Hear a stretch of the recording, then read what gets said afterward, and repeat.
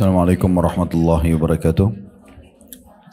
Alhamdulillah, tidak henti-hentinya lisan kita selalu memuji dan memuja Allah atas segala nikmat yang Allah berikan kepada kita, terutama nikmat Islam dan iman, yang dengannya tentunya kita bisa mengenal siapa pencipta alam semesta ini, termasuk pencipta diri kita sendiri, dan juga apa tujuan kita ada di muka bumi ini, apa yang harus kita kerjakan, apa yang tidak boleh kita kerjakan, apa yang boleh kita nikmati dari makanan, minuman, pakaian, pendapatan dan pergaulan, dan mana yang tidak boleh. Biasa dikenal dalam agama Allah dengan halal dan juga haram.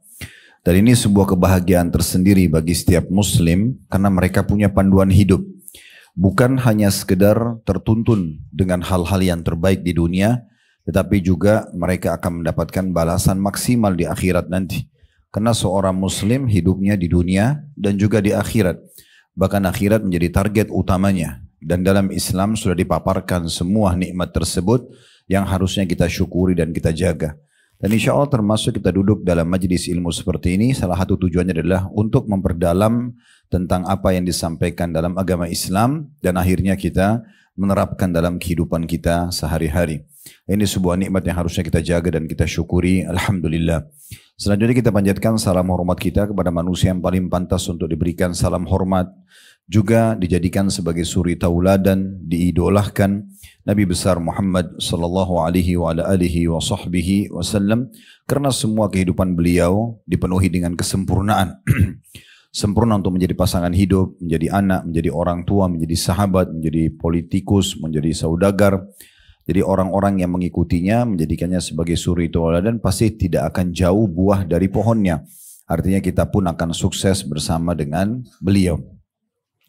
Baik, seperti biasa bila Allah subhanahu wa ta'ala mudahkan, kita akan lanjutkan buku yang ditulis oleh Dr. Muhammad bin Salih Al-Munajjid hafizahullah tentang 40 nasihat memperbaiki rumah tangga.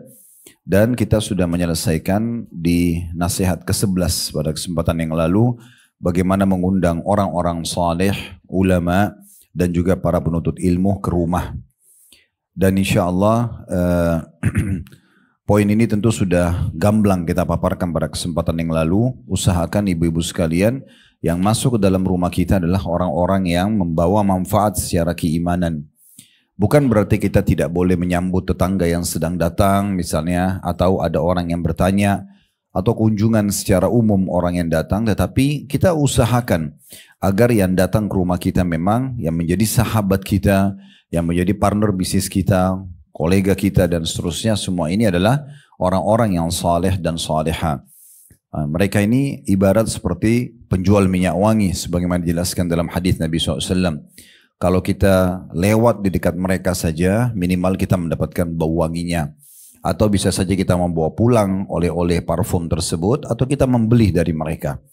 Dan kalau kita justru sebaliknya mendatangkan orang-orang buruk ke dalam rumah kita, Nabi SAW menggambarkan mereka itu seperti peniup atau yang meniupkan buapan api, yang pandai besi.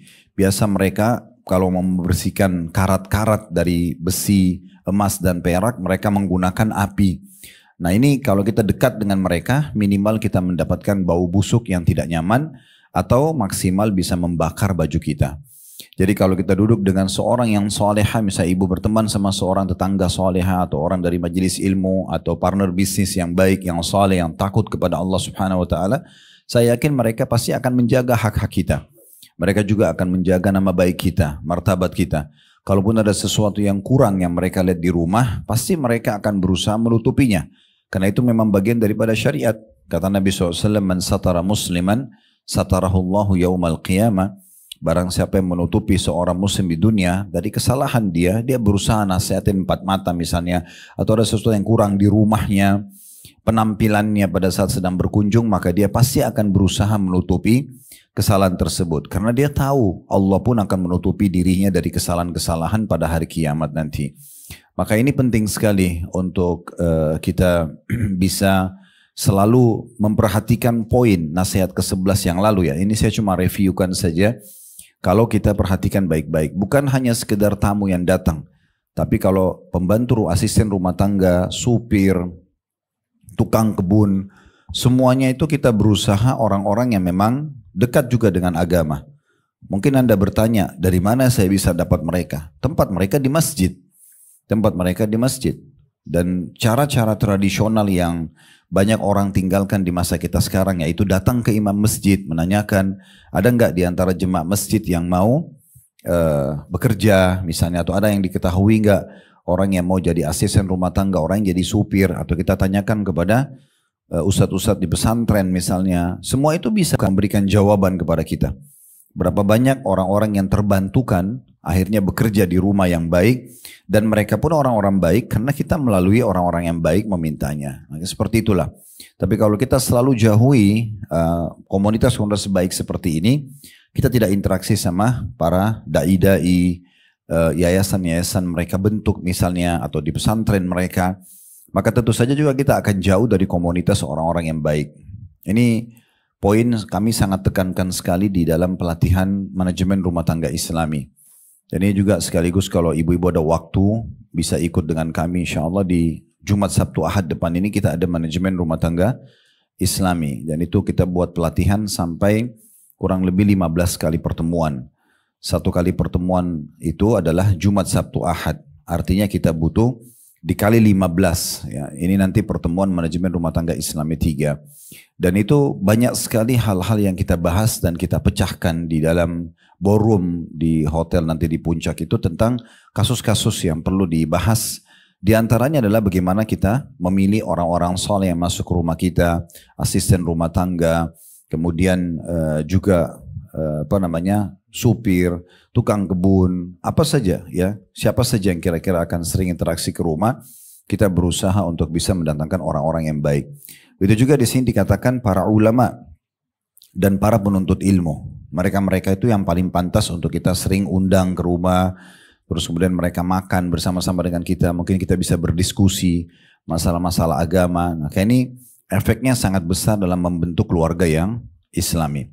Kita akan masuk sekarang nasihat ke-12 pada kesempatan ini di halaman 41, yaitu belajar hukum-hukum syariat tentang rumah. Di antaranya, di sini tentu hukum-hukum syariat maksudnya hukum-hukum dari Allah Subhanahu wa taala berhubungan dengan masalah rumah. Apa yang harus kita terapkan dalam rumah kita sehingga rumah itu menjadi rumah yang Islami. Dimulai yang pertama adalah sholat di rumah. Kita perlu garis bawahi, hukum sholat ini kalau bagi laki-laki beda sama perempuan. Laki-laki lebih afdal di masjid. Bahkan Imam Ahmad mewajibkan laki-laki ke masjid. Misalnya suami ibu, anak ibu, ya saudara ibu. Kita berikan masukan kepada mereka agar mereka lebih fokus ke masjid. Karena ada hadis Nabi SAW, saya ingin sekali kata Nabi SAW, ada orang yang menggantikan saya menjadi imam, kemudian saya pun jalan dengan beberapa orang untuk membakar rumah laki-laki yang tidak pergi ke masjid. Dari hadis seperti ini, yang sahih, Imam Ahmad mengatakan berarti laki-laki kalau tidak punya udzur nggak boleh nggak ke masjid. Kalau dia sakit, hujan deras misalnya, atau ada halangan-halangan bencana alam dan seterusnya, maka ini mungkin dia boleh saja. Tapi kalau dia lagi tenang-tenang kayak kita di negara Indonesia, alhamdulillah aman, sebagainya, dia mungkin ke masjid gitu ya. Ada pendapat Imam Syafi'i yang mengatakan sunnah muakkadah, sunnah yang sangat ditekankan. Itu pendapat minimal. Artinya laki-laki memang tetap lebih baik ke masjid gitu ya. Untuk sholat wajibnya, sholat 5 waktu. Untuk perempuan, wajib dan sunnah lebih afdal di rumah. Lebih afdal di rumah. Tapi bagi laki-laki sekarang kita kembali, kalau tadi yang lebih baik dan bahkan diwajibkan oleh Imam Ahmad ke masjid sholat wajibnya, maka sholat sunnahnya tetap dianjurkan di rumah. Ya, sholat sunnah itu selalu paling afdal di rumah bagi laki-laki dan bagi perempuan. Apakah sholat qabliyah, sholat ba'diyah, sholat apa saja, ya, sholat apa saja. Beranjak daripada hadis Nabi SAW situ disebutkan ada footnote nomor 33 hadis riwayat Abu Daud. Dan hadis ini disahihkan oleh Syekh Albani. Kata Nabi SAW, khairu salatil mar'i fi baiti illa salatul maktubah. Sebaik-baik salat laki-laki adalah di rumahnya kecuali salat wajibnya. Jadi kalau perempuan sudah kita bilang tadi pasti udah lebih afdal di rumah gitu ya. Tapi kalau laki-laki tetap penekanannya wajib di masjid, cuman sunnahnya dianjurkan di rumah. Bahkan ada hadis Nabi SAW ya, yang mulia sekali tentang keutamaan sholat sunnah yang dikerjakan di rumah. Nah itu hadis yang setelahnya. Saya bacakan ya. Adapun sholat-sholat wajib tersebut maka wajib dilakukan di masjid bagi laki-laki. Kecuali ada uzur, sakit, hujan deras dan seterusnya. Rasulullah SAW bersabda, tatawu'ir rajuli fi baiti yuridu ala atau yazidu, maaf saya ulangi, tatawu'ur rajuli fi baiti yazidu ala tatawu'ih indan nasi kafadli salatir rajuli fi jama'atin ala salatihi wahdah. Salat tatawu atau salat sunnah laki-laki di rumahnya melebihi pahala amalan tatawu di hadapan manusia sebagaimana keutamaan salat seorang laki-laki secara berjamaah atas salatnya sendiri. Hadis ini diriwayatkan oleh Ibnu Abi Syaibah dan disahihkan. Jadi saya jelaskan hadis ini, kalau orang salat sendiri dapat satu pahala, ibu-ibu sekalian ya. Kalau salat berjamaah dapat berapa? 25 kali lipat. Begitu disebutkan dalam hadis ya. 25 kali lipat. Itu kalau sholat wajib. Maka kalau orang sholat wajib berjamaah di masjid, terutama laki-laki, itu 25 kali lipat dibandingkan dia sholat di rumahnya sendirian. Tapi kalau sholat sunnah dibalik. Kalau dia kerjakan di masjid, pahalanya 1. Kalau dia kerjakan di rumah 25. Kalau sholat sunnah terbalik. Kalau sholat wajib sekali lagi, laki-laki kerjakan berjamaah di masjid, dia dapat 25 kali lipat. Ya. Tapi kalau sholat sunnah terbalik, kalau dia kerjakan di rumahnya, apalagi dalam kondisi sendirian, atau dia hanya sama istri sama anak-anaknya, itu 25 kali lipat. Nah ini mungkin banyak luput dari orang-orang. Mirip juga mungkin saya tambahkan informasi tentang pahala orang yang hidup di padang pasir, Bapak Ibu sekalian, sendirian. Kayak para pengembala kambing, orang-orang badui, ya. Mungkin kalau kita di pedesaan kita, saya pernah lihat cukup banyak di pedalaman sekali, di gunung-gunung. Mungkin rumah itu berjarak-jarak jauh-jauh gitu kan. Dan tidak banyak komunitas di kampung tersebut. Ini kalau mereka dalam kondisi sendirian, lalu diiqomahkan, masuk waktu sholat dia iqomah dan dia sholat, maka pahalanya sama dengan 50 kali lipat dibandingkan tempat lain. Jadi kayak pengembala kambing, pergi ke padang pasir, dia sendirian, pas tiba waktu sholat, lalu dia sholat. Karena tidak ada orang yang bisa diajak berjamaah, maka dia sholat sendiri. Karena dia tidak ingin kehilangan sholat di awal waktu. Ini pahalanya sama dengan 50 sholat di tempat lain gitu ya. Karena dia tetap menghidupkan sholat di saat itu. Adapun bagi wanita, kata penulis, semakin ke dalam tempat sholatnya di bagian rumahnya, maka semakin utama. Berbeda dengan laki-laki, kalau dia makin keluar expose, sholat wajibnya berjamaah di masjid lebih besar pahalanya. Perempuan justru makin tertutup, makin di tempat ibu datang, tempat yang paling terdalam di rumah kita. Misalnya rumah ini ada ruang tamu, ada ruang makan, ada ruang keluarga misalnya, ada ruang tidur. Kita masuk ke ruang tidur yang paling terdalam itu lebih afdal, lebih besar pahalanya.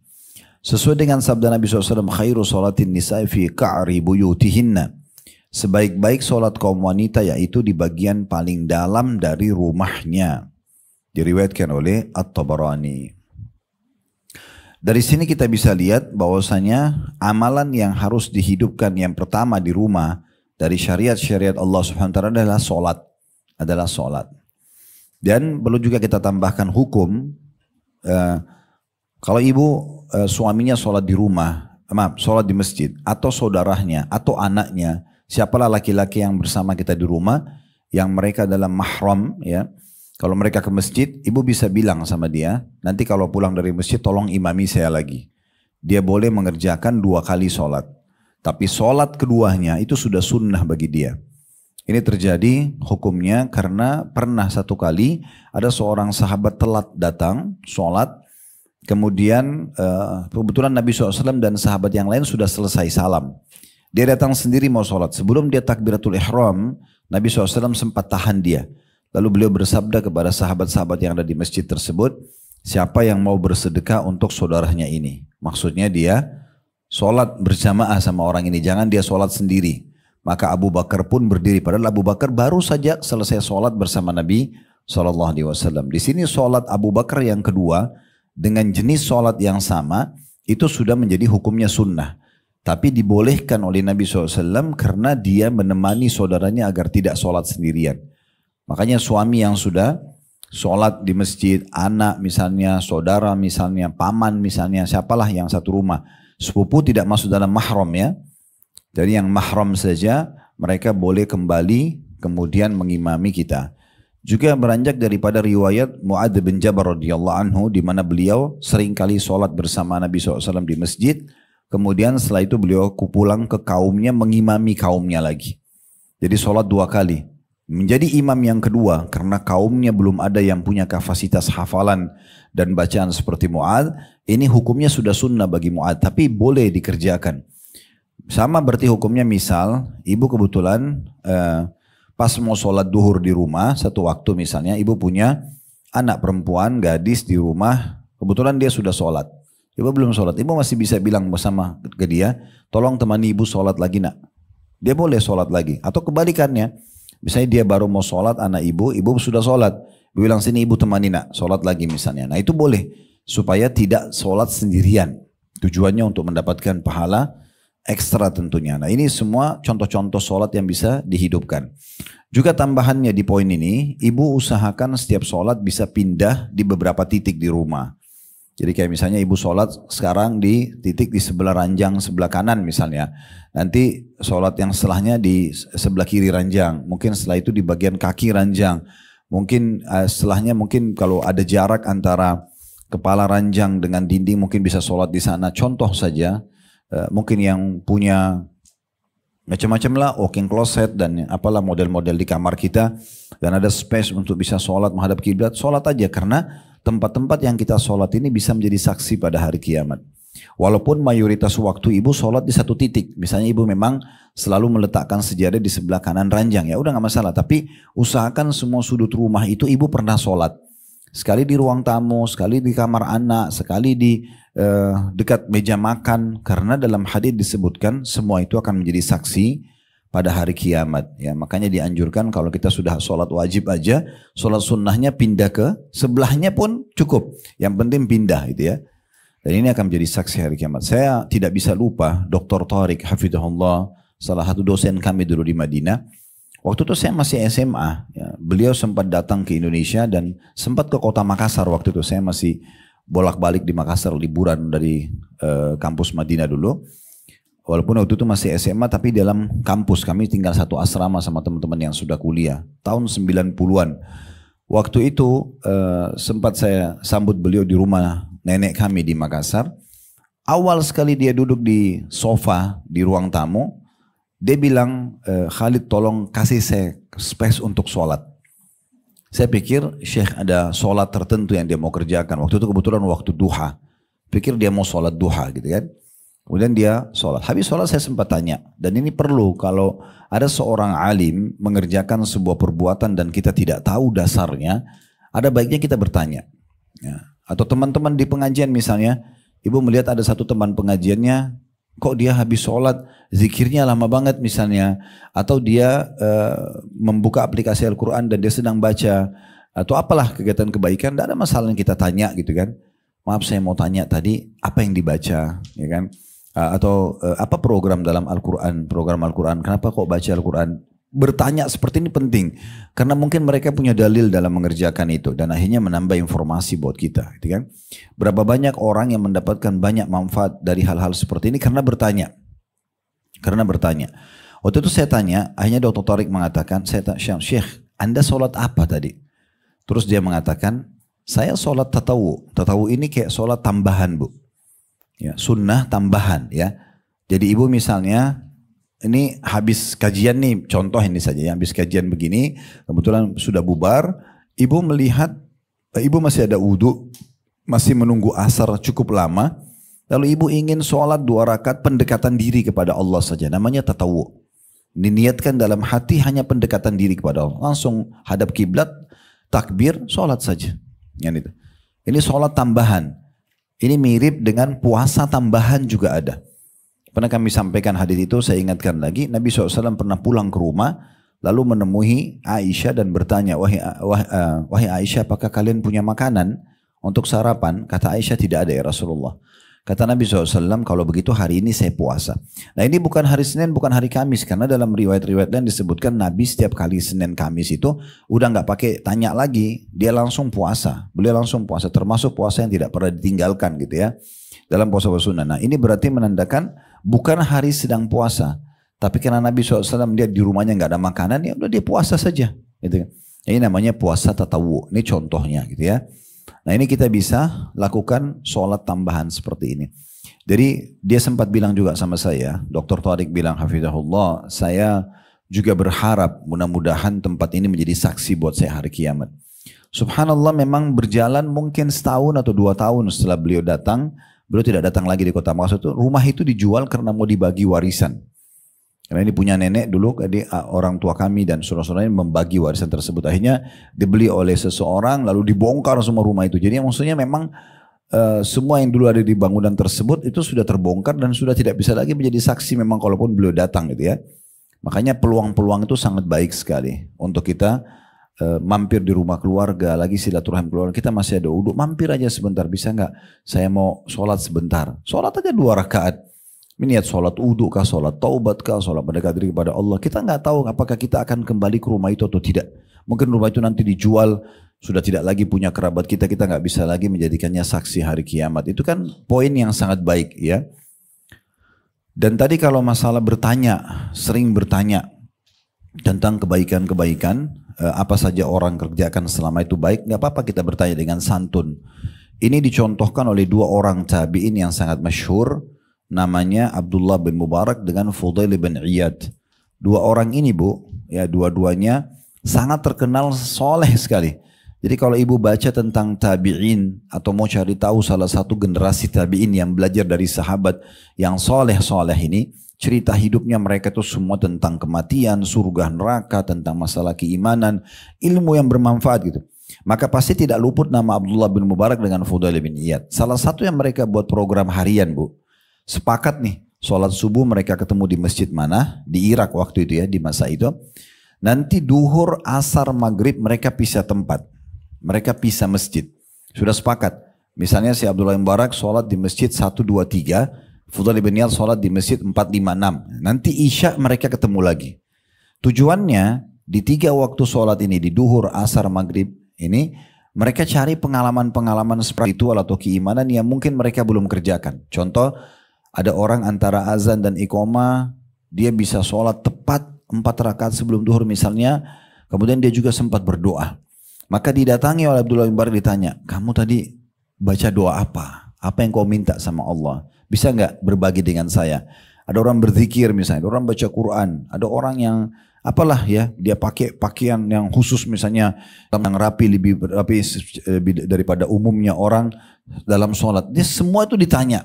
Nanti isya mereka ketemu baru saling berbagi. Tadi saya ketemu ini loh, tadi saya ketemu ini loh. Jadi pengalaman 3 waktu sholat itu dijadikan sebagai momentum untuk menambah iman mereka di waktu isya. Besok mereka ulangi lagi, lusa. Begitu mereka lakukan program-program mereka. Nah ini termasuk poin yang sangat baik gitu ya. Siapa tahu pada saat ibu datang ke rumah keluarga, lalu ibu pamit mau sholat di satu titik, mungkin dia belum tahu hukumnya. Lalu dia tanya, ibu bilang saya dengar di pengajian begini. Mungkin dia ajarkan, dia terapkan, ibu dapat pahala dia. Mungkin dia ajarkan kepada anaknya dan suaminya, lalu kemudian diterapkan. Berapa banyak pahala yang kita tidak pernah sangka ternyata mengalir dengan luar biasa. Mengalir dengan luar biasa. Saya tidak tahu ibu pernah dengar cerita ini atau belum, tapi saya ingin berbagi saja. Kalau sudah pernah kita cuma mengingat kembali, karena ilmu itu makin diingat-ingat makin bagus. Ada kisah tentang Abu Hanifah rahimahullah. Abu Hanifah ini salah dari 4 mazhab bu ya. Karena ada mazhab Abu Hanafiyah, ya, pendirinya Abu Hanifah. Kemudian ada Malik, ya, dikenal dengan mazhabnya Malikiyah, Imam Malik. Ini gurunya Imam Syafi'i, ada Imam Syafi'i yang dikenal dengan Syafi'i, dan ada Imam Ahmad dikenal dengan Hanabila. Nah Abu Hanifah ini bilang, saya pernah belajar 5 hukum berhubungan dengan masalah cukur ya, tahallul pada saat selepas umrah, itu dari seorang tukang cukur. 5 hukum, padahal dia imam madhab. Masa dulu karena tidak ada kamera, orang tidak tahu. Kalau sekarang kan kita mau cek fotonya ulama siapa di seluruh dunia ini, bisa kita cek. Kita cengar searching di Google ulama terkenal di Amerika, mungkin keluar semua nama-namanya, foto-fotonya. Masa dulu orang tidak tahu, orang cuma kenal nama. Abu Hanifah ini satu kali selesai sa'i, dia mau tahallul, dia datang kepada seorang tukang cukur. Lalu kemudian dia negosiasi bu, dia mengatakan berapa cukurannya. Tukang cukur itu tiba-tiba mengatakan, ini adalah ibadah. Kenapa kau negosiasi sama saya? Udah kasih saja yang kau mau. Maka kata Abu Hanifah, dari sini saya belajar hukum fikih satu. Artinya kalau emang ibadah ngapain negosiasi gitu kan? Itu salah satu bagian daripada ketakwaan kita kepada Allah SWT. Ibu kalau mau terapkan sebuah hukum, ada namanya fatwa, ada namanya takwa, ya. Kalau fatwa itu ibu tanya hukum supaya ibu cari mana yang paling ringan buat ibu misalnya. Kalau takwa memang ibu selalu mau cari yang terbaik, mana yang paling afdol. Itu sudah ketakwaan kepada Allah Subhanahu wa taala. Jadi tidak ada lagi negosiasi masalah ini.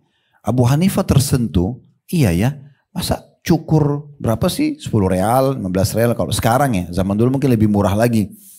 Terus harus negosiasi padahal ini penutupan ibadah gitu. Terus dia bilang, itu yang pertama. 5 hukum ya. Hukum yang kedua dia bilang, waktu saya sedang duduk, mau dicukur sama dia, saya memberikan sisi kiri kepala saya. Maka tukang cukur itu mengatakan, semoga Allah merahmatimu. Sunnah Nabi SAW adalah sisi kanan. Nabi suka semuanya memulai dengan sisi kanan. Kenapa kau berikan sisi kirimu? Kata Abu Hanifah, saya belajar hukum yang kedua. Emang benarnya harus mulai sisi kanan kalau kebaikan-kebaikan gitu kan. Karena dikatakan dalam hadis yang sahih, karena Nabi SAW yuhibbut tayammun. Nabi SAW suka sekali dengan sisi kanan. Pakai sendal, pakai pakaian, semua sisi kanan. Sisi rambut, semua sisi kanan dulu gitu. Kecuali maaf orang kalau lagi bersuci, membersihkan diri, cebok, itu mungkin ya. Tapi kalau ini selalu Nabi SAW ke sisi kanan. Dia bilang saya keluarkan ini faham sebuah hukum yang kedua. Hukum yang ketiga dia bilang, sambil saya dicukur rambut saya, kemudian saya sambil diam. Tukang cukurnya mengatakan, semoga Allah merahmatimu. Kenapa kau diam? Ini lagi ibadah. Ini nusuk. Nusuk itu kayak manasik ya. Nusuk ini satuan rangkaian daripada ibadah. Kamu belum menyelesaikan ibadah kamu. Masih tahallul. Kenapa diam? Berzikirlah kepada Allah. Kata Abu Hanifah, saya dapat hukum yang ketiga. Daripada orang tahallul diam, zikir saja. Istighfarkah, tasbihkah, takbirkah. Kemudian dia bilang setelah selesai itu, yang keempat. Saya pas sudah selesai membayarnya, dia sempat nanya kepada saya. Waktu itu saya sudah mau pergi. Mau kemana kamu? Dia bilang saya mau. Kata Abu Hanifah bilang saya mau pergi, gitu kan? Saya sudah mau pergi. Kata tukang cukurnya, kenapa kau pergi begitu saja? Ini baru selesai. Ini penyempurnaan ibadah kamu. Harusnya kamu berdoa. Artinya selepas tahallul pun berdoa gitu ya. Ini bagian-bagian hukum yang Abu Hanifah penasaran. Setelah selesai semua itu pun Abu Hanifah sempat pergi lalu dia bertanya-tanya. Ini orang dari wajahnya bukan seorang alim. Kalau alim gak bakal duduk cukurin orang di situ. Pasti dia duduk di masjid ngajar. Ini ada sesuatu nih. Dia kembali lagi lalu dia mengatakan. Abu Hanifah bilang sama tukang cukur tadi. Dari mana semua tadi yang kamu ajarkan kepada saya itu? Apa kata dia? Tukang cukurnya, saya pernah mencukur Atha bin Abi Rabah. Atha bin Abi Rabah seorang alim besar di Mekah, muridnya Abdullah bin Umar. Dia bilang saya pernah mencukur Atha bin Abi Rabah dan dia melakukan itu. Semua apa yang saya ajarkan kepada kamu. Bayangkan ya, efek orang soleh tadi ini. Atha bin Abi Rabah datang, dia tidak ajarin orang, tapi dia melakukan sikap itu karena orang tahu dia seorang alim, orang ngikutin sikapnya. Lalu tukang cukur itu selalu mengajarkan kepada siapapun yang sedang cukur dengan dia. Dan salah satunya yang belajar dari situ adalah Abu Hanifah. Abu Hanifah ini bisa saja belajar langsung dari Atha bin Abi Rabah. Tapi dia bisa mendapatkan ilmu itu dari tukang cukurnya. Ini contoh manfaat yang luar biasa. Jadi tidak ada salahnya ibu bertanya. Jangan diam gitu ya. Ada teman-teman kita dermawan sekali. Tanya, apa motivasinya? Kenapa kok kamu tuh baik sekali sama orang?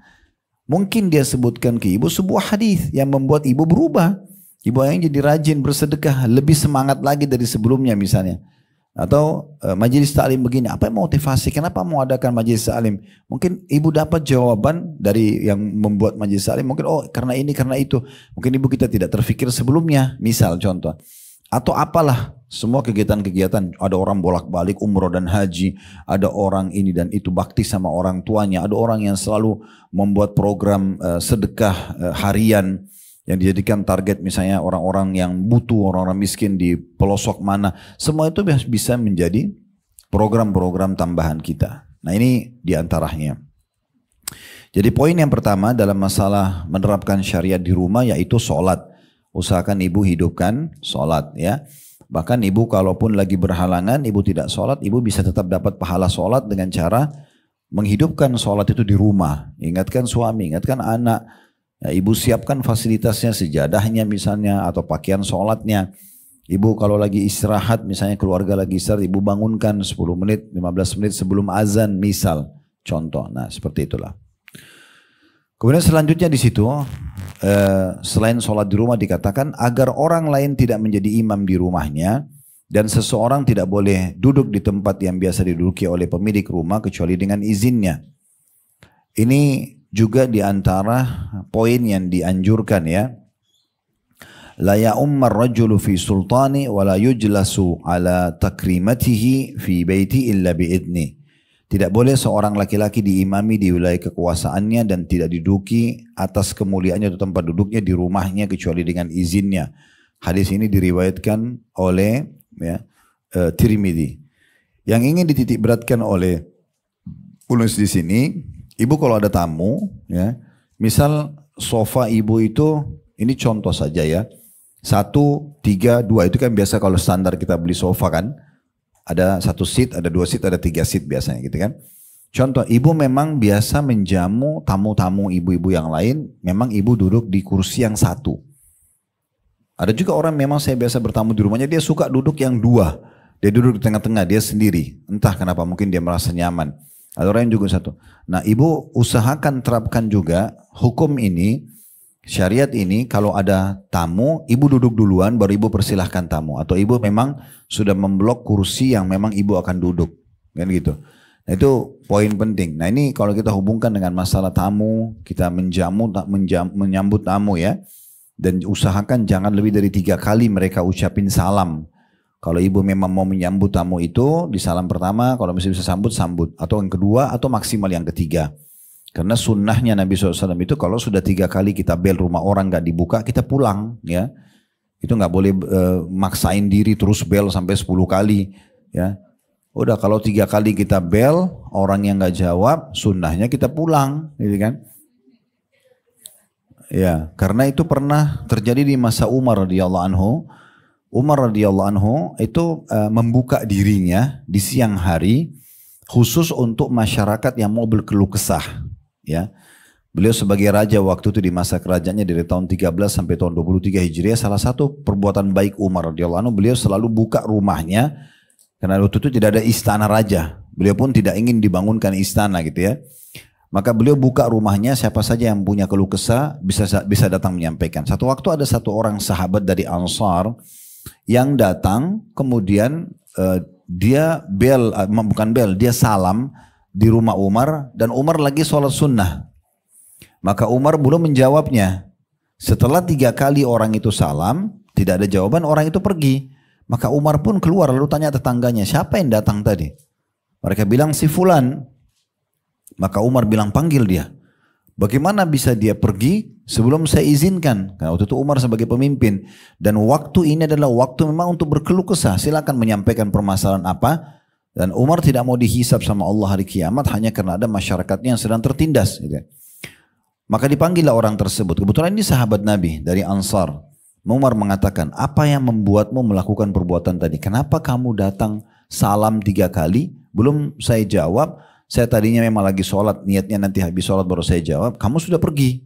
Maka kata orang tersebut, karena saya mendengarkan Nabi SAW mengatakan, siapa yang bertamu ke rumah saudaranya dan dia sudah izin 3 kali tapi belum diizinkan, maka pulanglah. Kata Umar, siapa yang menjadi saksi? Karena Umar tidak pernah dengar hadis itu. Maka sahabat itu menunjuk si fulan. Kebetulan masih pada hidup semua di masa itu. Maka Umar pun akhirnya memahami kalau ada hadis yang seperti ini. Ya. Jadi memang ini bagian daripada hal yang perlu digarisbawahi. Di sini penulis mengatakan setelah menulis hadis tadi, maksudnya tidak boleh maju untuk menjadi imam atas tuan rumah, meski sebetulnya orang lain lebih baik bacaannya daripadanya, atau orang yang memiliki kekuasaan seperti tuan rumah atau imam tetap masjid. Demikian pula seseorang tidak boleh duduk di tempat khusus tuan rumah, baik itu kursi atau kasur kecuali dengan izinnya. Jadi di poin yang kedua dalam syariat diterapkan di rumah ini Bu, ada 2 hal ya. Tidak boleh menjadi imam di rumah orang. Kecuali memang tuan rumahnya yang minta, yang mengizinkan. Misalnya ibu-ibu lagi pada sholat berjamaah tadi misalnya, nggak boleh langsung menjadi imam kecuali sudah izin tuan rumahnya. Nah, mungkin kalau di sini mungkin yang mengundang misalnya gitu kan. Kalau memang dia mengatakan, tuan rumahnya mengatakan nggak masalah, siapa yang menjadi imam silahkan maju, ya udah dia persilakan. Walaupun yang mau jadi imam ini bacanya lebih bagus, tetap tuan rumah lebih pantas. Nah itu salah satu syariat Nabi SAW. Begitu juga di masjid. Misalnya saya masuk masjid, walaupun saya tahu misalnya bacaan saya lebih banyak dari imam itu, nggak boleh saya langsung nyelolong jadi imam, karena dia sudah imam tetap di situ. Ya, walaupun dia cuma baca surah-surah pendek, sebatas hafalan dia secukupnya, tetap dia lebih pantas untuk jadi imam di situ. Nah itu bagian daripada hal yang disinggung oleh penulis tadi. Kemudian yang kedua berhubungan tadi masalah tempat duduknya, nggak boleh didudukin gitu ya. Nah, ada baiknya ibu kalau bertamu ke rumah seseorang, ibu tanya. Kalau misalnya tuan rumahnya mengatakan silakan masuk, ibu masuk. Dia baru dipersilakan masuk, belum dipersilakan duduk bu ya. Nanti kalau ibu sudah masuk dalam pintu, kemudian dikatakan silakan duduk misalnya. Itu pun adabnya ibu tanya, saya duduk di mana, gitu ya. Karena jangan sampai yang kita dudukin kursi dia. Nah ini yang disinggung dalam poin ini tadi, sesuai dengan hadis Nabi SAW. Yang ketiga, penerapan syariat di rumah yang perlu diperhatikan adalah izin. Kita baca dulu ayatnya supaya lebih jelas yang dimaksud izin itu seperti apa. Dalam surah An-Nur ayat 27 sampai 28 yang berbunyi, Ya ayyuhalladzina amanu la tadkhulu buyutan ghaira buyutikum hatta tasta'nisu wa tusallimu ala ahliha. Dzalikum khairul lakum la'allakum tadhakkarun. Fa in lam tajidu fiha ahadan fala tadkhuluha hatta yu'zana lakum. Wa in qila lakum irji'u farji'u wa azka lakum. Wallahu bima ta'maluna alim. Hai orang-orang beriman, janganlah kamu memasuki rumah yang bukan rumahmu sebelum meminta izin dan memberi salam kepada penghuninya. Yang demikian itu lebih baik bagimu, agar kamu selalu ingat, jika kamu tidak menemui seorang pun di dalamnya, maka janganlah kamu masuk sebelum kamu mendapat izin. Dan jika dikatakan kepadamu kembalilah, maksudnya jangan masuk ya, maka hendaklah kamu kembali, itu lebih bersih bagimu, dan Allah maha mengetahui apa yang kamu kerjakan. Dalam surah Al-Baqarah 189, wa'tul buyuta min abwabiha, dan masuklah ke rumah-rumah itu dari pintu-pintunya. Jadi kalau kita baca ayat ini, yang sedang disinggung oleh penulis adalah, kalau ibu bertamu ke rumah orang, tadi sempat kita singgung itu ya, maka harus seizin tuan rumah. Jadi nggak usah datang buat kejutan orang, gitu ya. Karena belum tentu dia mau terima tamu di saat itu. Ya. Mungkin dia lagi ada masalah sama suaminya, mungkin dia lagi ada masalah dengan ibunya, mungkin dia ada masalah sama anaknya, mungkin lagi nggak mood untuk terima tamu, gitu kan? Lalu tiba-tiba kita datang, mau duduk, buang-buang waktu ngobrol, mau makan, mungkin dia tidak siap untuk itu. Jadi ada baiknya izin, sampaikan dulu. Saya mau bertamu hari Sabtu bisa nggak, gitu kan? Dan tidak usah suudzon ya. Kalau dia bilang, oh maaf saya nggak bisa, ini buat acara atau memang tidak mau sambut saya atau apa saja, itu syaitan semua, nggak boleh. Ya udah, sebagaimana kita tidak mau diganggu pada saat kita lagi kurang mood dan kurang nyaman, maka begitu juga dengan orang-orang, ya. Makanya kita dianjurkan dalam hadis-hadis Nabi SAW melakukan sesuatu apa yang buat orang lain, apa yang kita suka buat diri kita, ya. Kalau orang atau tidak boleh kita melakukan sesuatu yang kita tidak suka juga buat diri kita. Ya, ini termasuk bagian itu. Jadi kita izin di sini. Ini firman Allah sudah jelas dalam surah An-Nur. Saya ulangi ya. Hai orang-orang beriman, berarti yang dipanggil orang-orang beriman saja. Ya. Janganlah kamu memasuki rumah yang bukan rumahmu sebelum meminta izin. Sekarang bisa telepon, bisa WA dulu ya. Jadi nggak usah tiba-tiba kebetulan lewat main mampir. Ya ini kebetulan saya lewat tadi saya mampir. Mungkin orang lagi kurang pas untuk menerima tamu ya. Dan memberi salam kepada penghuninya. Yang demikian itu lebih baik bagimu agar kamu selalu ingat. Jika kamu tidak menemui seorang pun di dalamnya, maka jangan juga kamu masuk sebelum kamu mendapat izin. Walaupun lagi tidak ada penghuni rumahnya, ini kan rumah teman saya nggak apa-apa, main masuk, minum, duduk di ruang tamu orang, tuan rumahnya nggak ada. Nah ini untuk apa manfaatnya gitu ya? Lebih baik ibu pergi ke restoran, kemana? Yang jelas-jelas ibu bisa bayar dan tidak masuk kena hukum ini. Karena ini berhubungan dengan hukum di rumah gitu ya. Dan jika dikatakan misalnya ada tuan rumah mengatakan maaf ya saya sudah mau istirahat. Itu jangan bilang, ah kamu cepat-cepat mau tidur, terus maksain orang ngobrol, nggak bisa.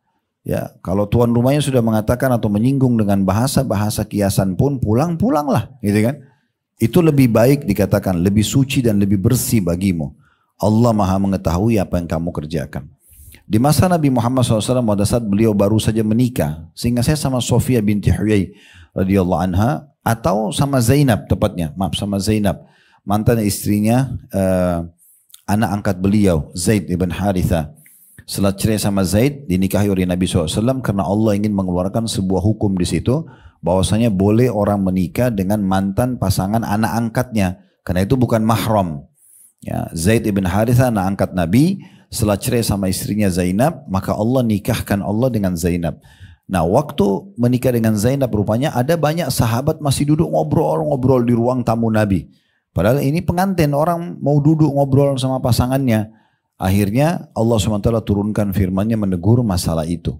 Sesungguhnya Nabi itu hanya malu mau ngomong sama kalian, tapi Allah tidak malu menyampaikan kebenaran. Itu contohnya, adab-adabnya itu ya. Kita kalau bertamu ke rumah orang, ibu-ibu sekalian, kalau ada hajat, sampaikan hajat kita. Selepas hajat, kita pergi, gitu kan.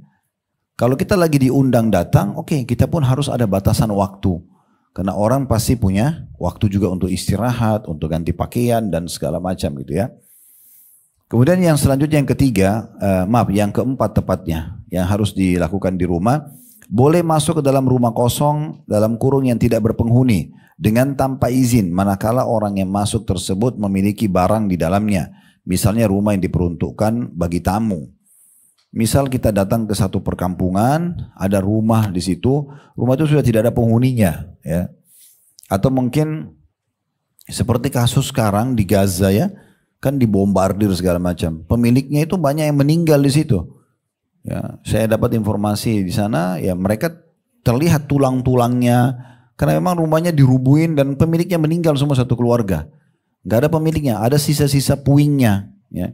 Sekarang kalau ada orang lewat, dia ada hajat mau istirahat sebentar, di tempat-tempat seperti ini gak ada masalah, karena sudah tidak dianggap ada penghuni, gak ada pemiliknya itu, gitu kan? Karena semuanya sudah meninggal. Contohnya, dikatakan dalam surah An-Nur ayat 29, "Laisa 'alaikum junahun an tadkhulu buyutan ghaira maskunatin fiha mata'un lakum wallahu ya'lamu ma tubduna wa ma taktumun." Tiada dosa atasmu memasuki rumah yang tidak disediakan untuk didiami, dan di dalamnya ada keperluanmu, dan Allah mengetahui apa yang kamu nyatakan dan apa yang kamu sembunyikan. Selanjutnya yang kelima, tidak mengapa makan di rumah kerabat dan rumah teman-teman serta di rumah orang lain yang kita memiliki kuncinya, jika mereka tidak membenci hal tersebut. Nah ini kalau misalnya kita dititipin kunci di ini ya rumah saya lagi mau safar nih sekeluarga, tolong dititipin kuncinya ya. Kalau ada makanan, minuman silahkan, atau sesekali mau nginap silahkan, ya udah itu berarti kita nggak masalah. Ya tapi ada izin ini dulu ya. Kalau tidak ada izin ini jangan habisin kulkas orang ya. Atau sengaja datang cobain ini ranjangnya lebih enak dari ranjang saya misalnya. Contoh-contohnya saja. Dalam surah An-Nur ayat 61 Allah berfirman, "Laisa 'alal a'ma harajun wala 'alal a'raji harajun wala 'alal maridi haraj wala 'ala anfusikum an ta'kulu min buyutikum aw buyuti abaikum aw buyuti ummahatikum aw buyuti ikhwanikum aw buyuti akhawatikum aw buyuti amamikum aw buyuti ammatikum aw buyuti akhwalikum aw buyuti khalatikum aw ma malaktum mafatihahu aw sadiqikum laisa 'alaikum junahun an ta'kulu jami'an aw ashtata." Tidak ada halangan bagi orang yang buta, orang yang pincang, orang yang sakit, dan tidak pula bagi dirimu sendiri makan bersama-sama mereka di rumah kamu sendiri atau di rumah bapak-bapakmu atau di rumah ibu-ibumu, di rumah saudara-saudaramu yang laki-laki, di rumah saudaramu yang perempuan, di rumah saudara bapakmu yang laki-laki, paman, di rumah saudara bapakmu yang perempuan, tante dari ayah, di rumah saudara ibumu laki-laki, dan di rumah yang kamu miliki kuncinya, atau di rumah kawan-kawanmu. Tidak ada halangan bagi kamu makan bersama-sama mereka atau sendirian. Jadi saya sudah bilang kalau dititipin ya, ini rumah saya mau safar, silakan kalau mau makan, mau minum gitu misal contoh, nah itu. Kemudian selanjutnya yang keenam kayaknya nih ya. Yang 1, 2, 3, 4, 5, yang keenam. Melarang anak-anak dan pembantu masuk ke dalam kamar tidur ibu bapak tanpa izin pada waktu-waktu istirahat. Nah, ini waktu isya malam, siang hari ya. Yaitu sebelum sholat subuh, ini waktu malam, waktu tidur siang, biasanya dikenal dengan kailula, kayak kita duhur asar. Setelah sholat isya, ini biasanya umumnya orang suami istri sudah masuk dalam kamar ngobrol masalah-masalah mereka. Karena ditakutkan pandangan mereka akan tertumpuk pada pemandangan yang tidak sesuai. Jika melihat sesuatu tanpa sengaja pada selain waktu tersebut, maka hal itu tidak atau masih bisa ditolerir atau dimaafkan.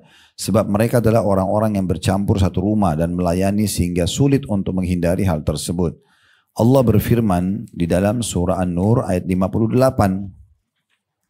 Yang bunyi ya ayyuhalladzina amanu liyasta'dzinkumul ladzina malakat aymanukum walladzina lam yablughul huluma minkum thalatha marrat min qabli salatil fajri wa hina tada'una thiyabakum minadh dhahirati wa min ba'di salatil isya thalathu awratin lakum laisa 'alaikum wala 'alaihim junahun ba'dahun tawafuna 'alaikum ba'dukum 'ala ba'd kadzalika yubayyinullahu lakumul ayat wallahu 'alimun hakim. Hai orang beriman, hendaklah budak-budak lelaki dan wanita yang kamu miliki dan orang-orang yang belum balik di antara kamu meminta izin kepada kamu 3 kali dalam satu hari, yaitu sebelum sholat subuh, ketika kamu menanggalkan pakaian luarmu di tengah hari, maksudnya tidur siang, dan sesudah sholat isya. Itulah 3 aurat bagi kamu. Tidak ada dosa atasmu dan tidak pula atas mereka selain 3 waktu itu. Mereka melayani kamu sebagaimana kamu ada keperluan kepada sebagian yang lain. Demikianlah Allah menjelaskan ayat-ayat bagi kamu dan Allah Maha mengetahui lagi Maha bijaksana. Itu di sini maksudnya adalah kalau sekarang sudah tidak ada budak ya. Masa dulu ada budak. Budak itu biasa diperjualbelikan di pasar dari harta rampasan perang, tawanan perang atau orang-orang yang diculik biasanya. Diculik, dirampok pinggir jalan terus dibawa di pasar budak. Nah ini sunnah Nabi SAW adalah kita beli kita bebasin bu ya. Saya ibu kalau ada rezeki dan hidup di masa itu kita datang ke pasar nih. Memang beli manusia. Manusia itu dibelikan perbudakan. Jadi dibeli misalnya ini budak berapa? 1 juta harganya, 5 juta harganya. Kita bayar lalu kita bebasin. Kita mengatakan kamu bebas karena Allah. Seperti yang dilakukan oleh Abu Bakar pada Bilal. Bilal kan budaknya Umayyah bin Khalaf. Lalu ditebus oleh Abu Bakar dibebasin. Nah itu pahalanya setelah dia dibebasin apapun amal soleh yang dia kerjakan kita dapat pahalanya. Tapi di masa sekarang sudah tidak ada perbudakan. Hukum ini itu kata sebagian ulama bisa ditarik kepada siapapun yang ada di rumah kita yang membantu. Asisten rumah tangga misalnya ya. Jadi mereka tidak boleh sembarangan nyelonong masuk ke dalam kamar ya. Ibu harus tahu ada daerah yang dimuliakan di rumah.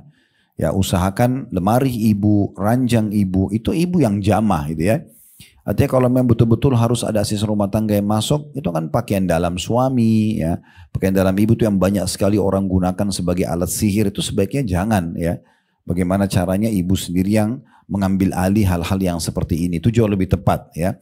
Dibandingkan nanti dikhawatirkan malah ada yang hilang dari perhiasan dan hilang dari pakaian karena mereka tidak bisa kita percaya, belum tentu bisa dipercaya semuanya itu ya. Jadi ini harus ada pengawasan, ya. Kenapa diletakkan rambu-rambu? Kenapa rumah kita harus ada kuncinya? Mungkin kita tinggal di sebuah kompleks semuanya orang-orangnya mulia. Tapi kenapa tetap pakai kunci? Supaya menjadi rambu itu ya.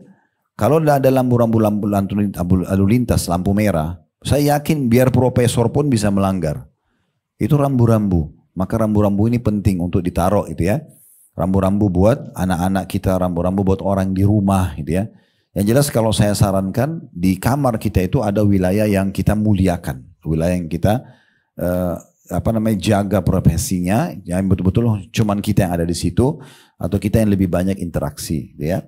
Ada di antara kerabat kami membahasakan karena sering bolak-balik semua orang masuk ke kamar tidurnya pada saat kehilangan perhiasan dia tidak tahu mau tuduh siapa. Tidak ada juga CCTV di kamar. Jadi hanya serba salah, nuduh ini, nuduh itu padahal memang dia sendiri yang sangat membuka ya wilayah-wilayah ini. Ada tamu datang ke ruang tamunya ya di sini misalnya. Mungkin maksimal makan ya di ruang makan. Tapi tempat-tempat yang kita sensitif, tempat tidur, ini sebaiknya nggak usah diajak ngobrol-ngobrol dalam kamar gitu ya. Kecuali memang darurat sekali memang ya. Mungkin itu saudara kita lagi sakit nggak bisa berdiri dari ranjang, oke lah. Karena kita tidak tahu hati orang. Mungkin ranjang ibu lebih bagus dari ranjang dia. Mungkin spray kita lebih bagus. Mungkin lemari kita lebih bagus. Mungkin banyak hal lah. Tiba-tiba terbuka lemari, ada pakaian tidur yang dia tidak punya. Misal, kan bisa saja mengundang hasad dan ain orang. Maka sebaiknya ini dijaga itu ya. Ini lebih baik dijaga. Nah orang-orang yang kerja di rumah pun juga ada batasan-batasannya. Nah tiga waktu ini mereka wajib izin. Harus izin kalau mau masuk rumah. Maksudnya ketuk, diizinkan baru bisa masuk, kalau enggak. Sebelum subuh maksudnya malam itu ya. Sebenarnya 2 waktu ini bersamaan. Lepas Isya sampai sebelum azan subuh ini waktu tidur sebenarnya. Kecuali ibu yang suruh bawain minuman, bawain makanan, diantar gitu kan. Nah itu mungkin. Dan juga saya sarankan, saran saja, usahakan rumah itu memang sesuai dengan bagian-bagiannya. Tidur, ranjang itu Bu, tempat tidur dan istirahat. Atau ngobrol suami istri. Bukan makan. Keliru orang bawa makanan di atas ranjang. Tidak tepat. Kalau tumpah, kalau ini ada sisa bau makanannya. Kenapa harus dilakukan? Kenapa enggak di meja makan? Misal contoh ya. Contoh. Ruang tamu ya tamu. Ruang makan ya makan. Kita masing-masing. Ngomongnya pun diatur. Misalnya yang ngomongan di ranjang, yang ngomongan masalah ranjang, omongan di meja makan yang masalah makanan, di ruang tamu yang masalah urusan tamu gitu lah. Itu akan jauh lebih baik. Dan kalau kita membiasakan kepada anggota rumah tangga kita ini akan jauh lebih baik, tertata dengan rapi tentunya. Itu akan lebih baik. Sehingga nggak perlu lagi kita bahas tentang makanan atau makan makanan di atas ranjang. Apalagi kalau dengan suami istri itu sudah urusan yang berbeda. Mungkin mereka mau diskusikan hal-halnya, masalah pendidikan anak, masalah biologis mereka segala macam, itu di situ. Nah, di meja makan masalah makanan, di ruang tamu, ruang keluarga mungkin masalah pekerjaan dan segala macam. Itu jauh lebih baik, jauh lebih tepat. Nah ini yang dimaksudkan ada 3 aurat yang harus dijaga, mereka izin. Dan satu lagi tadi selain habis Isya dan sebelum subuh, maksudnya semalam suntuk gitu ya. Juga pada saat siang hari. Nah ini biasa dikenal dengan istirahat siang. Kayak kita siang begini kan memang karena di Jakarta ini biasanya kita sudah terbiasa aktif ya. Kalau di pedalaman sebenarnya itu orang pakai tidur gitu ya. Saya datang ke beberapa kota kita di Indonesia itu semua toko tutup di siang hari. Antara duhur asar. Nah, mungkin masih terbawa dengan pola yang orang-orang dulu ya. Tapi memang itu ada dikenal dengan kailulah. Di dalam hadis Nabi SAW juga seingat saya ada hadis berkailulah karena syaitan tidak berkailulah. Artinya kalau kita bisa istirahat, untuk khilaf di antara ulama kapan itu kailulah, istirahat siang paling tepat. Ada yang mengatakan beberapa waktu sebelum duhur. Ada yang mengatakan antara duhur dengan asar. Ya, mungkin ini juga secara medis ada penelitian, ada pembaharuan lagi terhadap sel-sel kita. Sebagaimana kalau kita istirahat malam di siang hari juga itu ada tambahannya gitu ya. Selanjutnya yang ketujuh, nah ini juga penting, dilarang mengintip rumah orang lain tanpa izin mereka. Ada satu kebiasaan saya tidak tahu, ibu juga tahu atau tidak, tapi saya kaget gitu. Sebagian orang menanyakan hukum sama saya, Ustaz, bagaimana hukum orang mengintip orang? Terutama pengantin kadang-kadang sengaja diintip-intip. Ini luar biasa dosanya ini, ngeliat-liatin orang gitu kan. Dan itu dijadikan sebagai bahan leluconan. Mereka sengaja di kamar pengantin dibuat lubang, sengaja dilihat segala. Ini subhanallah, melihat aurat orang, melihat aib orang, gimana ceritanya ini kan gitu. Itu memalukan sekali, itu harusnya tidak boleh ya terjadi. Intinya sebenarnya mengintip dalam bentuk apapun tidak boleh dalam Islam. Mengintip mandi, mengintip orang ngomong, mengintip orang tidur, semua tidak boleh ya. Dan ada hadis Nabi SAW yang sangat kuat. Ini coba ibu renungi hadis ini ya. Saking tegasnya hadis ini riwayat Ahmad dan ini hadis sahih. Kata Nabi SAW, "Man ittala'a fi baiti qaumin bighairi idzin faqa'u ainahu fala diyata lahu wala qisas." Barang siapa yang mengintip rumah satu orang tanpa izin, kemudian mereka mencongkel matanya. Orang yang intip itu dicongkel matanya, dilempar batu kah, dirusak matanya dia, maka tidak ada diat. Diat itu kayak denda, Bu. Kan dalam Islam itu kalau ada orang yang dilukahi atau dibunuh itu kan ada dendahnya, ada diatnya, biayahnya biasa dibayar gitu ya kepada keluarganya, dan tidak kisos.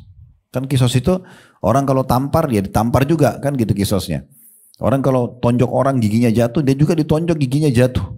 Makanya saya sering sampaikan di pengajian supaya ibu terhindar dari hukum ini, kalau ada yang ngajak bertengkar ibu tinggalin aja. Biarin dia bertengkar dengan tembok. Nah, gak usah dilayani. Kamu begini, kamu pengecut, biarin aja, sudah tinggalin aja. Nah, itu lebih aman. Mau dia bilang kita pengecut, mau penakut, terserah, nggak apa-apa. Yang penting saya tidak terjerumus dalam, karena kalau sudah emosi kita jadi tidak sadar, akhirnya jadi masalah kemana-mana gitu kan. Pertengkaran dihindari saja, karena ini juga termasuk hal-hal yang bisa membahayakan. Intinya sebenarnya salah satu hukum syariat yang harus diperhatikan dalam rumah adalah tidak boleh kita membiarkan ya ada celah untuk pengintipan gitu ya. Diintip-intip itu nggak boleh sama sekali. Dengan alasan apapun, apakah mandi, apakah tidur, apakah makan, apa saja ya. Obrolan-obrolan semuanya tidak boleh. Selanjutnya yang kedelapan, wanita yang ditalak tidak boleh keluar atau dikeluarkan dari rumahnya selama waktu iddah atau masa menunggu dengan memberikan infak kepadanya. Ini juga termasuk syariat di rumah. Ya, ada namanya tolak raj'i, ada namanya tolak bayin. Tolak raj'i berarti cerai yang masih bisa kembali. Itu 2 kali. Kata Allah SWT, at-talaku marratan. Cerai itu 2 kali. Dan kalau yang sudah cerai yang ketiga, berarti sudah tolak bayin, berarti tidak bisa kembali, ya, tidak bisa kembali lagi kecuali si wanita nikah sama laki-laki lain, pernikahan normal, kemudian cerai lagi dengan suami keduanya, baru terbuka kesempatan untuk kembali sama mantan suami pertama. Tapi nggak boleh direkayasa, nggak boleh orang ribut-ribut terus main ceraikan saya ceraikan kamu misalnya, sampai 2-3 kali. Terus karena menyesal, terus si suami ini bilang sama temannya, kamu nikahi istri saya sekarang tapi langsung ceraikan lagi ya, hanya untuk menghalalkannya. Nah itu tidak boleh, itu hukumnya haram, dilaknat dua-duanya. Ya, ini dalam hadis sudah pernah atau dalam bahasanya sudah pernah kita jelaskan di dosa-dosa besar. Itu tidak boleh mempermainkan hukum Allah Subhanahu wa taala. Makanya dalam rumah tangga ibu, kalau ada sesuatu yang ibu tidak suka dari suami, jangan selalu bilang ceraikan saja saya, atau kita pisah saja. Bahasa ini berbahaya karena kalau ibu ucapin cerai tidak jatuh, tapi kalau dia ucapin jatuh, gitu kan? Maka jangan memancing untuk itu. Lebih baik kita renungi baik-baik, kita introspeksi diri, kita berdoa kepada Allah Subhanahu wa taala, minta petunjuk apakah ini benar atau tidak, gitu ya. Biarkan Allah yang menentukan keputusan, bukan kita yang terburu-buru, gitu kan? Ini sering minta dipulangkan rumah orang tua lah, sering ini dan itu tidak ada manfaatnya dalam rumah tangga. Kita sudah berumah tangga, sekarang kita hadapin rumah tangga itu dengan baik. Seperti itulah. Yang jelas kalau terjadi perceraian, sampai 2 kali dan namanya masa iddah. Masa iddah 3 kali masa suci. Ya. Dan di sini, si wanita yang dicerai masih status istri. Dalam masa iddah masih status istri. Kalau dalam masa iddah itu suaminya meninggal, dia termasuk mendapatkan warisan. Sebelum selesai masa iddahnya. Tapi kalau sudah selesai masa iddah, dia menjadi wanita asing. Makanya kata Nabi SAW, jangan main-main di 3 hal, di pernikahan, di perceraian, dan rujuk. Gak boleh misalnya, saya bilang sama teman saya, kebetulan saya punya anak perempuan, dia punya anak laki-laki. Lalu misalnya kita bercanda aja, nanti anak kita jodohin ya.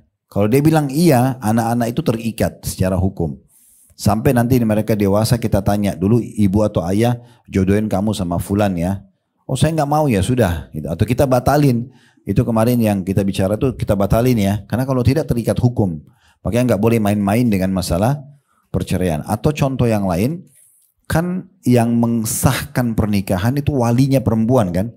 Nggak boleh misalnya seorang laki-laki sebagai wali, dia bilang misal contoh dia bilang sama temannya, saya nikahkan kamu sama anak perempuan saya dengan mas kawin misalnya kunci mobil ini. Kalau laki-laki itu bilang saya terima nikahnya, itu sah walaupun anak perempuannya tidak tahu. Karena kan dia walinya. Jadi nggak boleh sembarangan itu. Jangan main-main soal masalah pernikahan. Itu kalau ayahnya ya.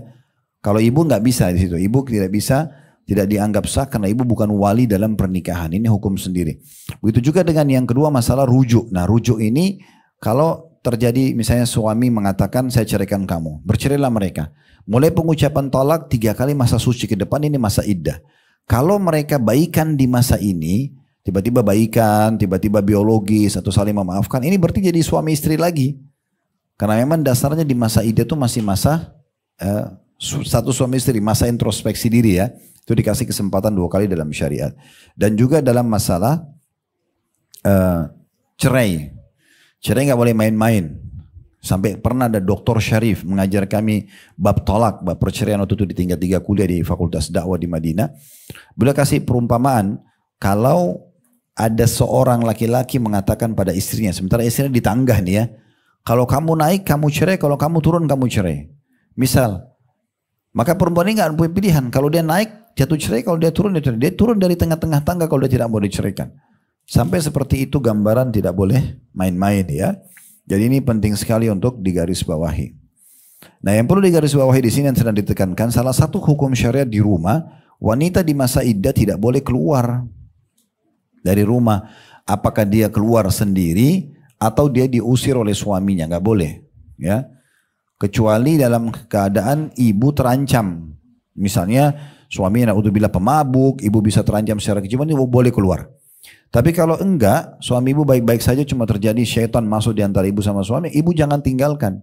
Karena kalau ibu tinggalkan, syaitan makin menguasai dia untuk tidak melanjutkan rumah tangga. Justru di masa iddah dianjurkan semua istri menunjukkan sikap-sikap yang lebih baik. Karena dia masih status istri walaupun sudah diucapkan kalimat cerai. Dia terus melayani dengan baik, dia terus coba minta maaf misalnya dan seterusnya lah. Coba diskusi ringan lagi dalam tiga kali masa suci itu, siapa tahu mereka bisa baikan. Nah seperti itulah. Kemudian disebutkan ayatnya dalam surah At-Talaq ayat 1 yang bunyi, ya ayuhan nabiyyu idza talaqtum nisa fatalliquhunna li'iddatihinna wahsul iddah wattaqullaha rabbakum la tukhrijuhunna min buyutihinna wa la yakhrujna illa an ya'tina bifahishatin mubayyinah wa tilka hududullah wa man yata'adda hududallahi faqad zalama nafsa la tadri la'alla Allah yuhditsu ba'da dzalika amra. Hai Nabi, apabila kamu menceraikan istri-istrimu, maka hendaklah kamu ceraikan mereka pada waktu yang wajar dan hitunglah waktu iddah itu 3 kali masa suci.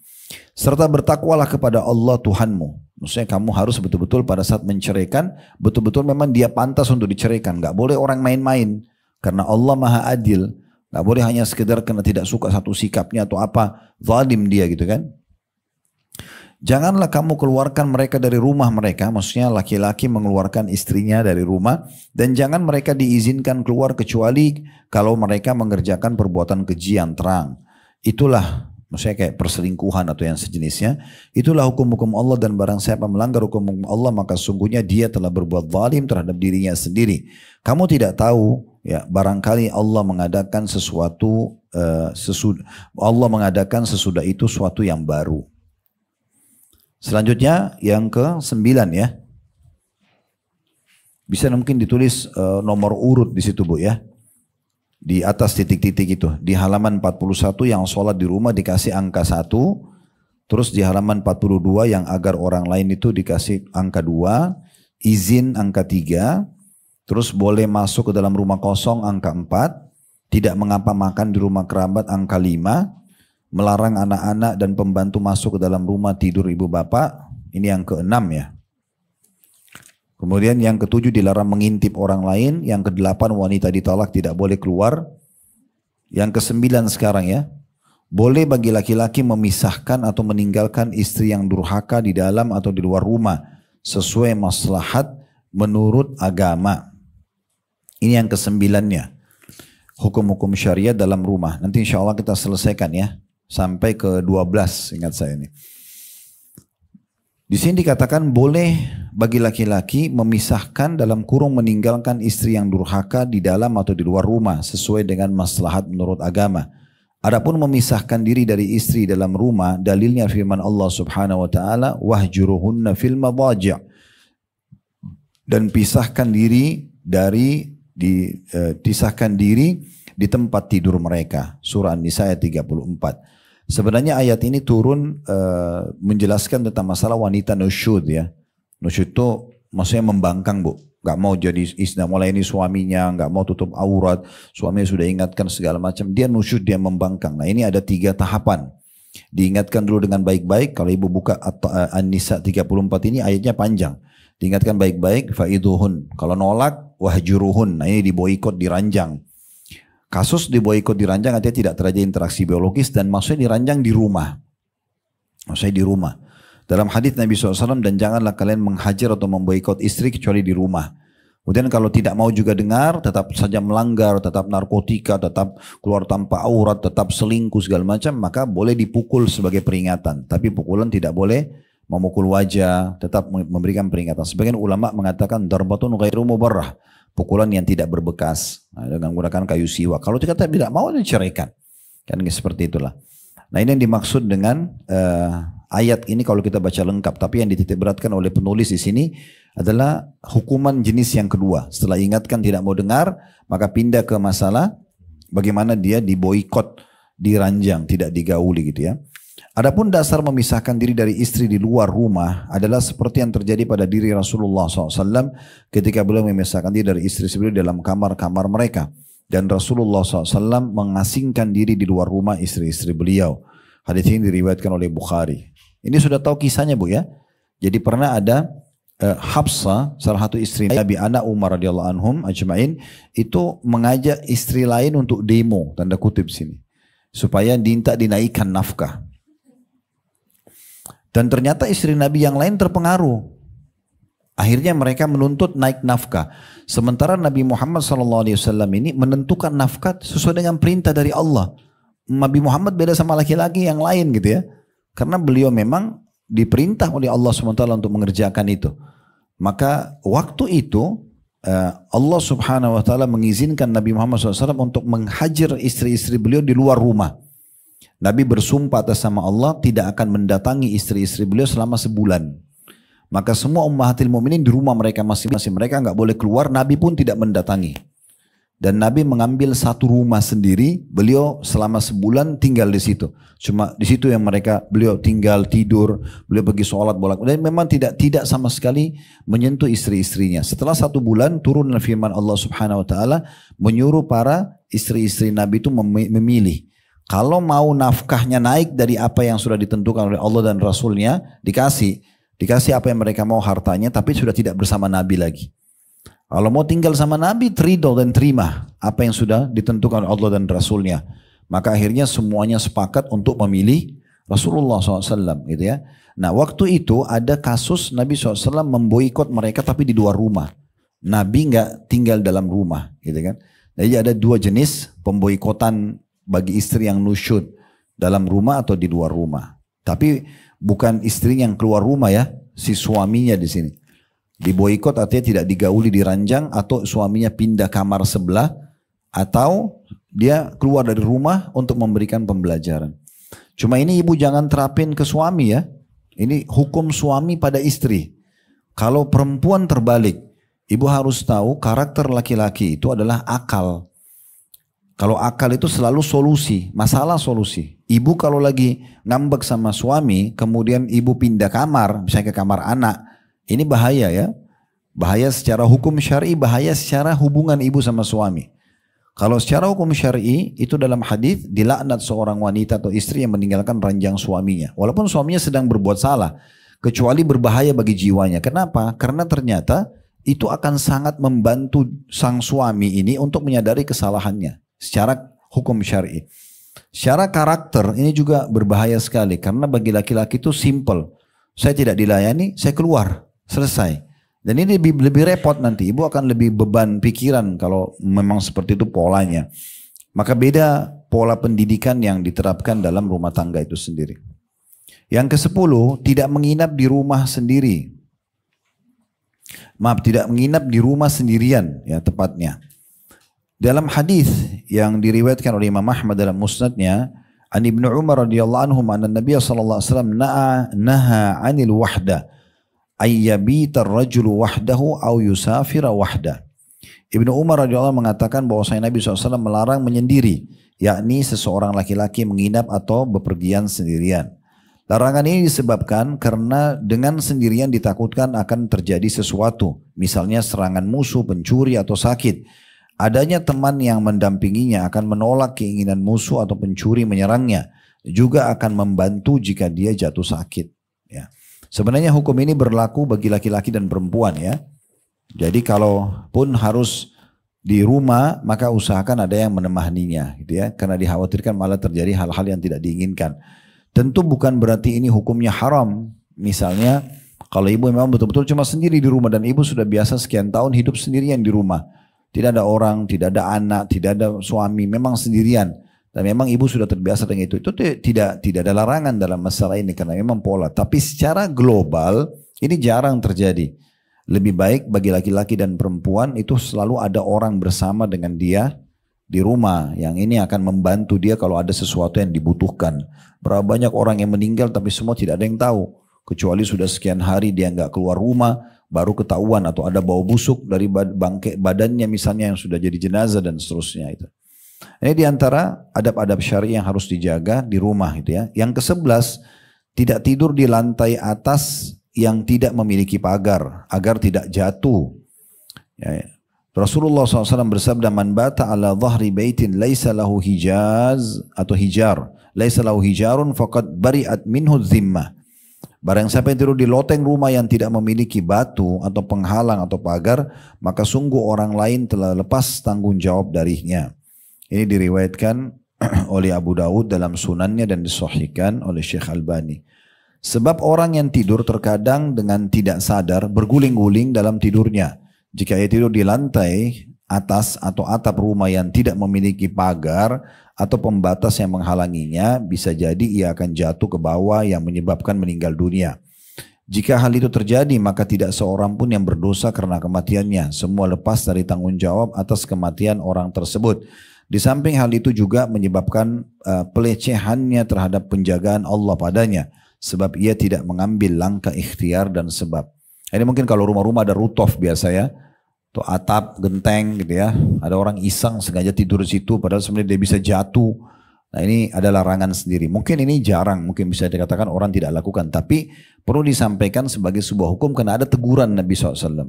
Kalaupun ada orang begini, dia sengaja tidur di pinggiran terasnya, nggak ada pagarnya, lalu kemudian dia jatuh, dia meninggal, nggak ada orang boleh disalahkan. Ya, apakah itu pasangan hidupnya, apakah itu anaknya, karena memang dia sendiri yang mengambil langkah-langkah seperti itu. Yang terakhir ini, yang ke-12 ya, dari hal-hal yang berhubungan dengan aspek syariat di dalam rumah, menurut penulis tentunya Dr. Muhammad Munajjid Hafidhahullah, kucing-kucing peliharaan tidak menjadikan bejana najis bila kucing tersebut minum atau makan darinya. Dari Abdullah bin Abi Qatada an abihi, dari ayahnya, annahu wudi'a lahu wudu'uhu fawalaga fihi sinnu atau sinnaur فأخذ يتوضأ فقالوا يا أبا قتادة قد ولغ فيه السنور atau السنور فقال سمعت رسول الله صلى الله عليه وسلم يقول السنور من أهل البيت وأنه من الطوافين والطوافات عليكم. Dari Abdullah bin Abi Qatada dari ayahnya radhiyallahu anhu majma'in bahwasanya diletakkan untuknya bejana yang berisi air untuk wudu. Lalu seekor kucing menjilat ke dalamnya, lalu ia pun tetap melakukan wudu. Mereka bertanya, wahai Abu Qatada, bejana itu telah dijilat oleh kucing. Maka ia pun menjawab, aku mendengar Rasulullah SAW bersabda, kucing termasuk di antara anggota keluarga dan ia termasuk di antara yang mengitari kalian. Hadis ini riwayat Ahmad. Dalam riwayat lain, innaha laisat binajas. Innaha minat tawafina wat tawafati alaikum. Sungguhnya kucing itu tidak najis. Nah, sungguhnya ia termasuk di antara yang mengitari kalian. Hadis ini riwayat Ahmad. Nah, jadi ini ada 12 poin ya berhubungan dengan masalah penerapan syariat di rumah. Allahu a'lam. Kedepannya kita akan masuk aspek sosial di rumah dengan beberapa poinnya atau tepatnya nasihat ke-13. Allahu a'lam. Kalau benar dari Allah silakan diambil dan diamalkan. Kalau ada salah dari saya tolong dimaafkan dan saya beristighfar kepada Allah Subhanahu wa taala. Subhanakallahumma bihamdika asyhadu an la ilaha illa anta astaghfiruka wa atubu ilaik. Wassalamualaikum warahmatullahi wabarakatuh.